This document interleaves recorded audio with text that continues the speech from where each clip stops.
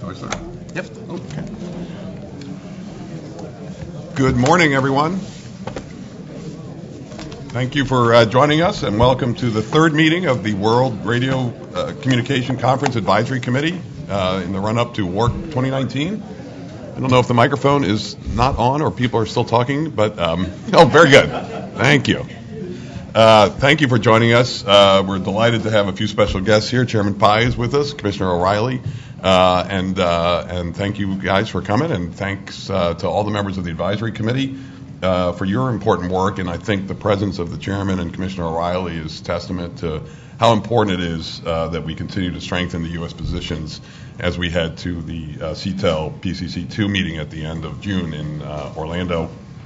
We have two new preliminary views and 5 proposals to consider this meeting, as well as the comments on the documents from the radio conference subcommittee. So we will turn to those momentarily, but right now I want to just turn it over to Chairman Pai for some opening remarks. Well, good morning. Thank you to Whack Chair Power. I guess it sounds like a kid's cartoon. Whack Chair Power, right? But for the opportunity to share a few thoughts this morning at the beginning of the meeting. I'm honored to be here, and I am grateful to all of you for your participation in the Advisory Committee of the World Radio Communication Conference 2019, or WRC-19 as it is known. I don't have to tell you how critical work is for American industry and ultimately for American consumers. You have all seen it firsthand, many of you over the course of several conferences. The spectrum decisions that are made at work have a long-lasting impact. It goes far beyond the time when the conference lights go dark. And it is as true abroad as it is at home, I think, that work must promote a stable and predictable regulatory environment. This is the best way to facilitate a long-term investment in a multi-trillion-dollar communications industry here and around the world, and to usher in new services that will benefit consumers everywhere. I think the WRC-19 in particular represents a unique opportunity to set spectrum allocations and to harmonize technical operations internationally in a way that will aid in the development and the deployment of innovative new services and products. We'll be considering cutting-edge technologies like millimeter wave terrestrial mobile broadband, high-altitude platform stations, massive constellations of NGSO satellite systems, and communications to and from planes, trains, and automobiles. This is exciting stuff. But I also recognize that it is challenging, and success for the United States starts at home, in this very room, as a matter of fact.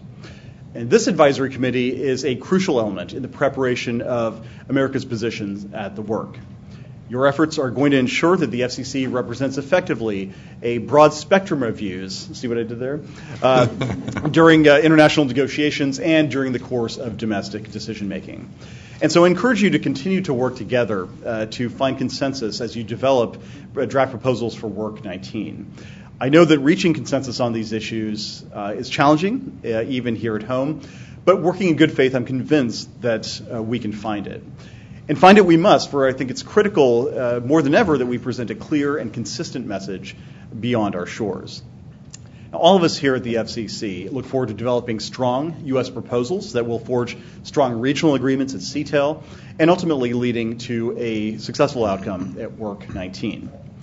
And with that, I will stop my blather and I will leave you to the hard work at hand. Thank you to the leadership of the advisory committee. Thanks to all of you, again, for your invaluable efforts on behalf of American consumers, the FCC, and the United States. We hope that this meeting is a useful step toward a productive WRC-19. And with that, with the chair's permission, I will turn it to my friend and colleague, Commissioner O'Reilly, for any remarks that he might have.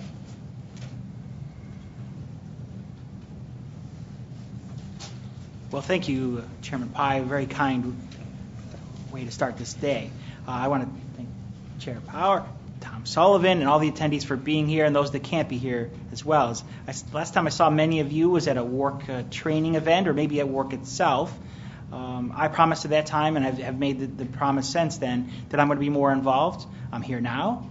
I'll be hopefully joining you on many of the working group conference calls. I missed the last couple. They were at the same time as our open meeting, and the chairman tells me I can't miss that, so I had to do that. But I'm going to try to make more of those. I'll be in CTEL in Orlando in June, which Seems kind of funny to be in Orlando in June, but okay. I'll be at Plenty Pot in the United Arab Emirates and WRC-19 in Geneva, and probably some more along the way. I want to I adopt the chairman's speech as my own, because I think he did a wonderful job outlining the importance of this group and the importance of the U.S. position. If I could, I would just share a couple insights given my experience in WRC 15 and beyond, and that is that I would argue that we need greater engagement and cooperation between the competing industries. I love and work with many of you on many different issues, and it becomes a difficult situation when forming a U.S. position, being that it has to be one way or the other. Many times we have to find that commonality. Where is their ground? No one wins 100% of the time, because our real fight is not here domestically. Our real fight is with the foreign nations who have inertia on their side and the lack of foresight that the U.S. industry does, that pushes the boundaries and the envelope for the future of communications policy. So my argument is we need greater, and that means more resources, and that means more involvement from the companies. I realize that companies, CEOs don't see an immediate return on this, and it's hard to fight for dollars, but this is so important for your function. It's so important for the future of our great nation and our leadership of the industry. And lastly, I would say that, and this is something that came from my WRC 15 observation, and hopefully the WAC and the FCC's role in this is to address the commercial spectrum needs of our nation. The government side of the equation is a wonderful outcome, but I don't believe it's acceptable that we trade the government spectrum needs for the commercial side. And I think that's where we failed in WRC 15. We certainly made strides on the government side of the equation, but I think we need to do more on the commercial side of the equation. I think that's what our job is. It's what this group is embodied for. So I want to thank you all for listening to me for a couple of moments. I'm going to be here taking notes and engaging myself in all the conversations. So thank you very much, and have a good conference. Great. Thank you, Chairman Pai and Commissioner O'Reilly. Your comments were spot on. We really appreciate you being here. And I guess WAC chair power is better than WAC job power, but I've gotten that one in the past. So I will. I do have to recognize Chairman Pai too. He's coming back from a red eye this morning and made the sacrifice to come here. At the same time, our designated federal officer, Mike Mullenix, his wife is pregnant with twins who are due within the hour, I think, something like that. So we are getting it done here. Let me recognize my Vice Chair, Chris Murphy, and for any comments. Thanks. And I just want to thank everyone for coming out today. It's good to see everyone here.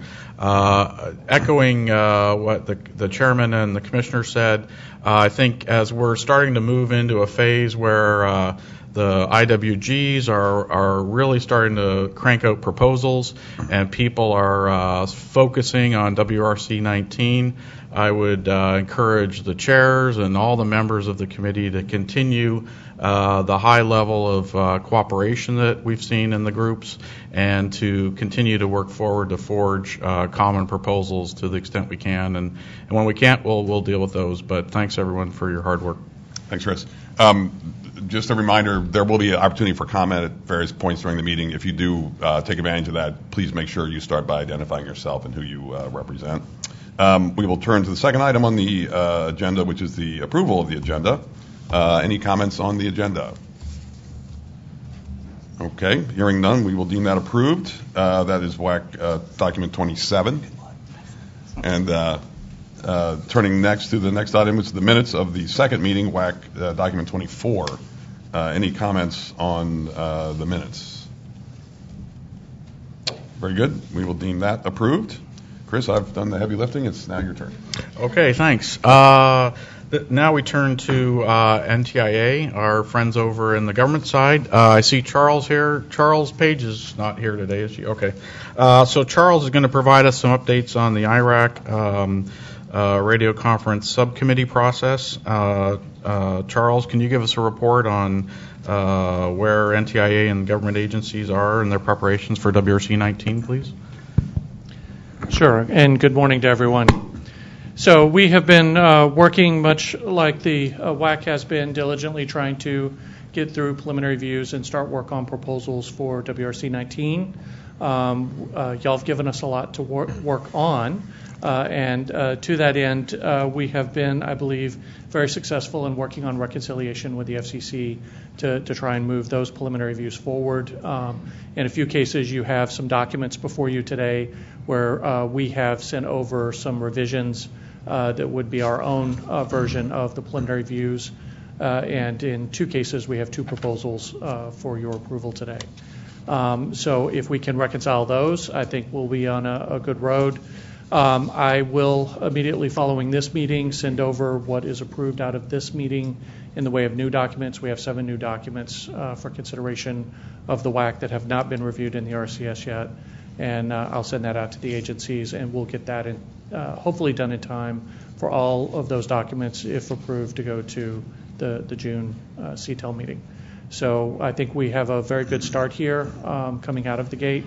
I think that there's still quite a bit of work left ahead of us, and I would echo the comments that were made earlier that we do look forward to working with the WAC and to be able to make sure that we're all with one voice when we get over to the conference. Thank you.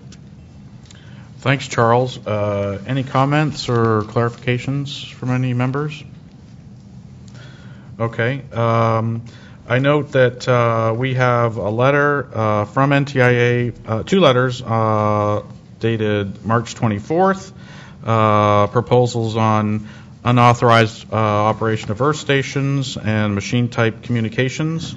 Another for railway radio communication systems and intelligent transportation systems, along with land mobile, fixed services, and stations on board suborbital vehicles, and then a letter dated April 3rd addressing in-band power limits for earth stations in the mobile satellite service, meteorological satellite service, and earth exploration service in the frequency bands. Well, I won't go into the frequency bands. You can look those up.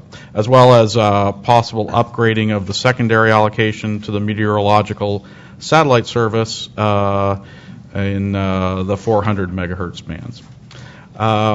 Any other comments on those documents? I think they'll be sent to the appropriate informal working groups for consideration. Okay, moving on to the first informal working group on maritime, aeronautical, and radar services. I'd like to invite Joe Kramer from Boeing to present the report of the IWG-1 activities thus far.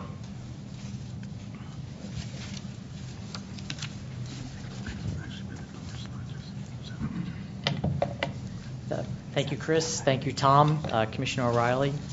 IWG-1 is responsible for, as you know, maritime, aviation, and radar services.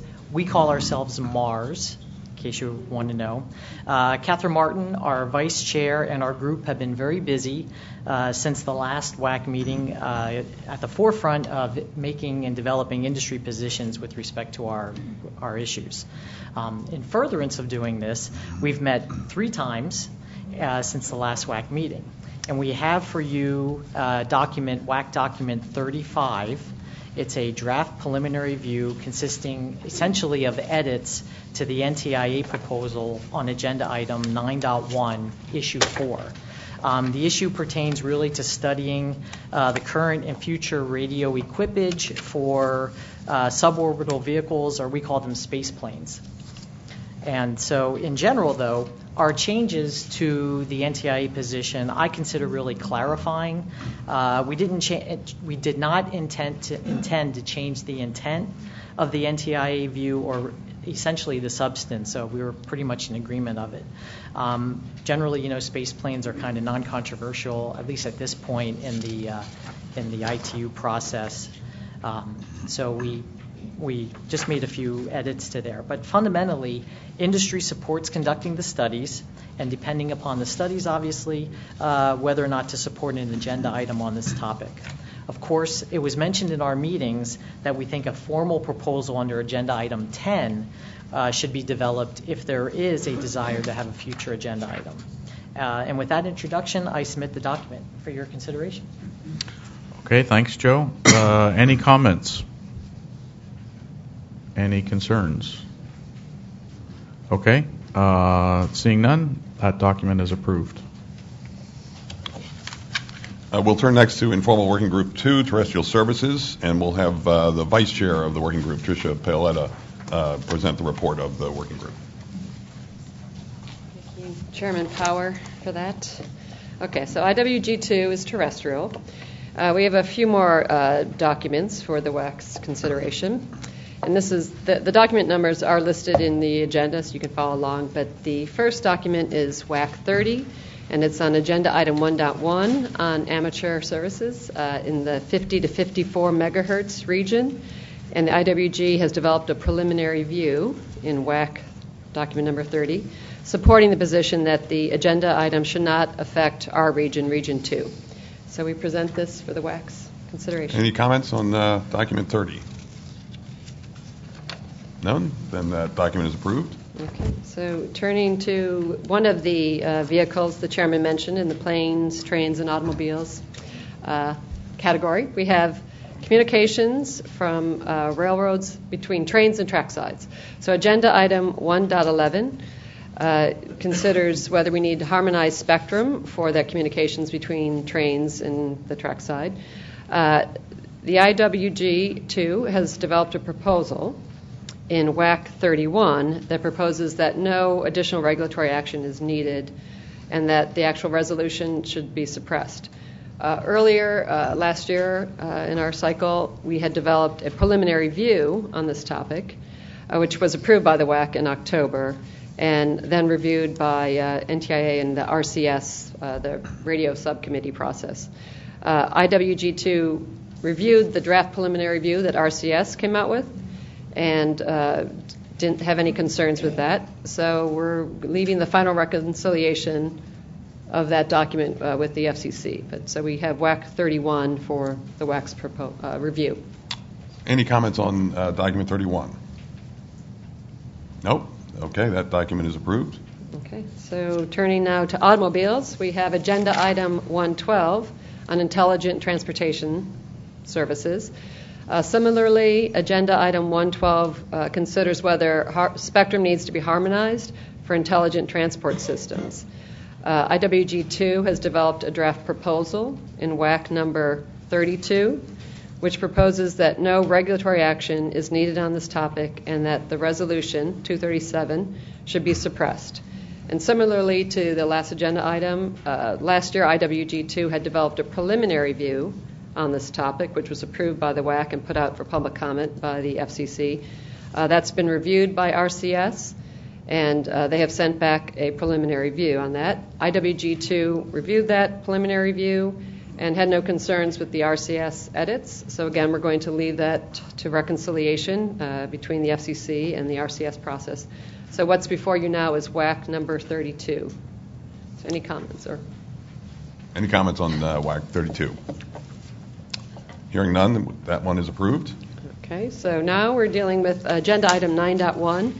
Issue 5 is on the question of the impact on our lands, on Wi-Fi and other radio communication local area networks in the 5250 to 53 range and 5470 to 5725 range for our FCC guests. That's Uni 2A and Uni 2C. And the question is, what impact might the requirement for our lands deployed in those bands to address additional radar that might be moved into those bands, primarily from other countries, where our existing dynamic frequency selection technology might not currently be able to protect those newer radar with different modulation techniques. So the IWG2 had discussed a document on that band and had developed a draft proposal, and that number is WAC 33. There was some concerns raised on that in our IWG2, and so we're going to discuss that now. Comments on WAC 33? Thank you. I'm Scott Kotler with Lockheed Martin. Chairman Pai, Commissioner O'Reilly, Mr. Sullivan, Mr. Mullenix, and WAC committee chairs. Lockheed Martin is an active member of the WRC Advisory Committee and has been since its inception. We regularly seek to work on a consensus basis within the IWGs, and now reluctantly take the floor at this WAC meeting to offer comments on this document. Issue 9.1.5 is about coexistence between radars and RLANs in two segments of the 5 gigahertz band. Lockheed Martin and Aviation Spectrum Resources, ASRI, have provided some technical feedback on the RLAN community's draft proposal with a view to ensuring that protectable new radar technologies are not left unprotected. We are seeking the opportunity to work within IWG2 to see if consensus can be reached between the radar and RLAN communities on how to properly frame this issue. We think the FCC would be better served by either a consensus proposal on 9.1.5 from all WAC members or by a fully vetted set of alternatives that concentrate attention on outstanding differences. Thank you. Thank you, Scott. Any other comments on WAC 33? I think the one thing we can agree on, that we can all agree on, is that the goal here is consensus. Failing that, we do have the alternative of the sort of View A and View B mechanism. So given the comments we just heard, I think it's appropriate that the document should be sent back to the working group for further consideration, and hopefully a revision could be achieved and considered at our next WAC meeting. Okay, thank you, Chairman. So noted. We only have 12 agenda items, but we're happy to keep working on this one. So, all right. So our next issue is also in the agenda item 9.1 agenda item, and this is issue 8, which addresses whether we need harmonized spectrum for machine-type communications, both broadband and narrowband, and of course this is known more colloquially as the Internet of Things. So IWG2 reviewed the draft proposal from the RCS in document WAC 25. And as a result of that review, IWG2 developed WAC number 34, which makes just format changes and some additional text calling for the suppression of the studies in the resolution, which is issue 3 in resolution 958. So we have document number 34, WAC 34, for the WAC's consideration. Any comments on WAC 34? Hearing none, that is deemed approved. Thank you, Tricia. And I will note, as I believe Tricia noted, the informal working group 2 has now also endorsed the NTIA RCS versions of preliminary views on agenda items 1.11, 1.12, and 1.15. Okay, thanks, Tom. Moving on to the informal working group 3, space services. I'd like to invite Jack Wangernick from AT&T Entertainment Group to present the report. Thank you. Thanks, Chris. Good morning, Tom, and Chairman O'Reilly, or Commissioner O'Reilly. Good morning. So we have one document to present today. We've met 3 times since the last WAC meeting, and we actually developed a very nice preliminary view on agenda item 9.1, issue 9.1.7. And then subsequent to that, we basically received a proposal, not just a preliminary review, but a proposal from NTIA. So we had a look at that in light of our preliminary view that we had developed, and we offered today some suggested edits to that NTIA draft proposal.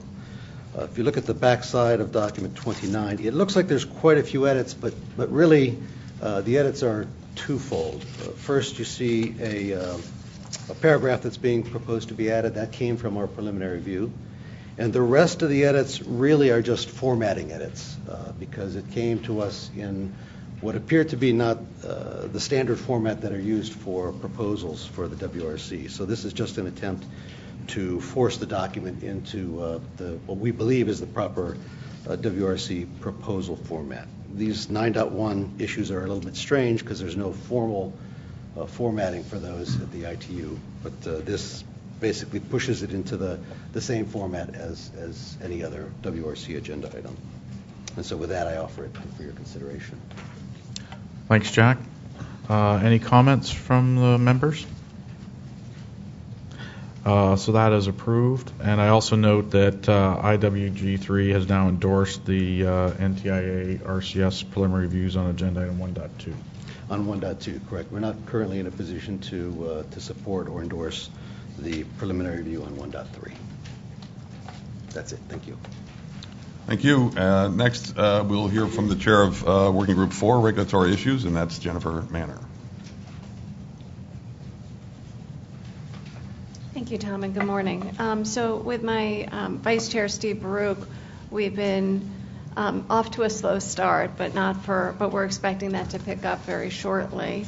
And so what I thought I would do, since we don't have any papers to discuss, and I hate to give up a microphone, I thought I would just walk through some of the documents that I do expect that we'll be dealing with, especially under Agenda Item 7, which is where we're most likely to see the most of our work. Just to remind folks, Agenda Item 7 deals primarily with a review of Resolution 86, which addresses ways to improve the process for satellite publication, notification, coordination, and recordation, all of which are critical issues to U.S. satellite operators. One of the items I do expect we'll end up having to come up with at least a preliminary view, if not a proposal on, is on NGSOs and bringing into use NGSOs. The chairman had brought up NGSOs and the large fleets we're seeing, so that's something that we do think will be coming up later in the process. One area we've already put forward something into the CTEL process is the planned bands, Appendix 30, 30A, and 30B for assignments for FSS and BSS.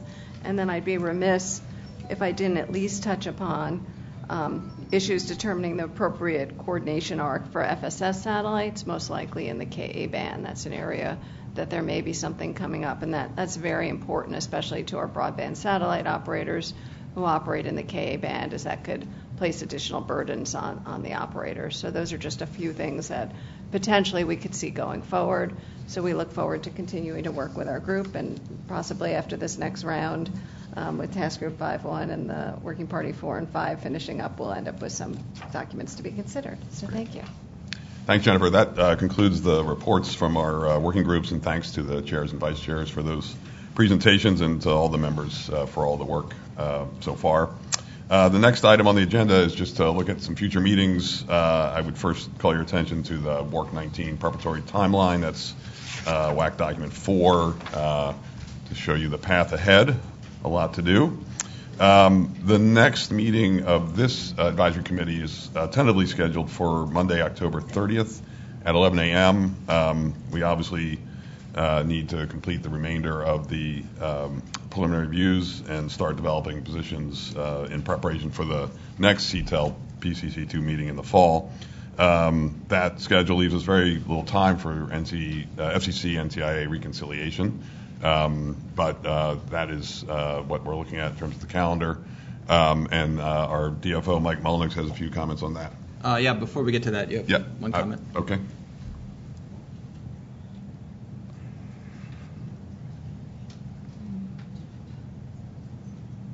Thank you. Bob Weller, National Association of Broadcasters. Just pointing out an omission in document 004, the preparatory timeline. There's a series of Working Party 6C meetings, October 2 through 6, and those are missing. 6A, 6B are there, but 6C is not. Got it. Thank you very much. All right. Thanks, and we'll include that, Bob, next time. 6C wasn't indicated as an interested or contributing group to any of the WRC items, so that's why we didn't have it, but we will have the full slate of ITUR meetings in the next revision. During the chair-vice chair meeting in preparation for this meeting, we acknowledged that there was very little time to have a WAC meeting that didn't overlap any of the ITUR meetings, so that's why we chose the week of Halloween. This also leaves us very little time with the 2-week public notice process to enter into reconciliation with NTIA. So we'll be working in collaboration with the State Department and NTIA to engage with CTEL to get them to move their dates accordingly so that they don't overlap with the ITUR study schedule.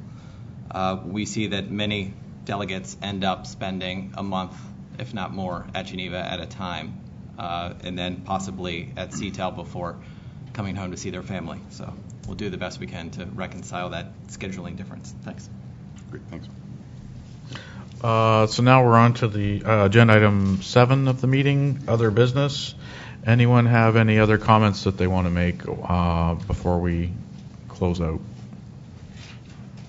All right, Mike, I think you want to give us an update on the FCC NTIA reconciliation process. Yep, thanks, Chris. First, I'd like to thank all the WAC participants for their incredible work in providing the FCC guidance and preliminary views on nearly every agenda item for WRC-19.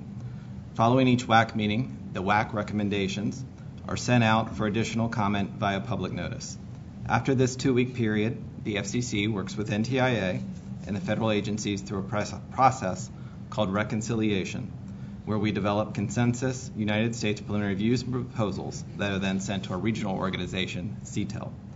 At the second WAC meeting in October of last year, the WAC approved an impressive 17 preliminary views. Unfortunately, only 3 of these preliminary views were agreed in reconciliation on agenda items 1.4, 1.8, and 1.13, and they were transmitted to CTEL.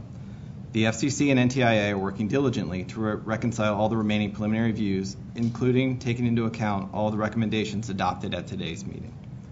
I'm very pleased to update you that we have now reconciled U.S. preliminary views on the following 16 agenda items. These are agenda items 1.2, 1.4, 1.5, 1.6, 1.8, 1.9.1, 1.9.2, 1.10, 1.11, 1.12, 1.13, 1.14, 1.15, and issues 9.1.2, issue 9.1.3, and issue 9.1.4. The final documents out of reconciliation will soon be posted to the FCC's WAC webpage under U.S. WRC-19 contributions to CTEL PCC2.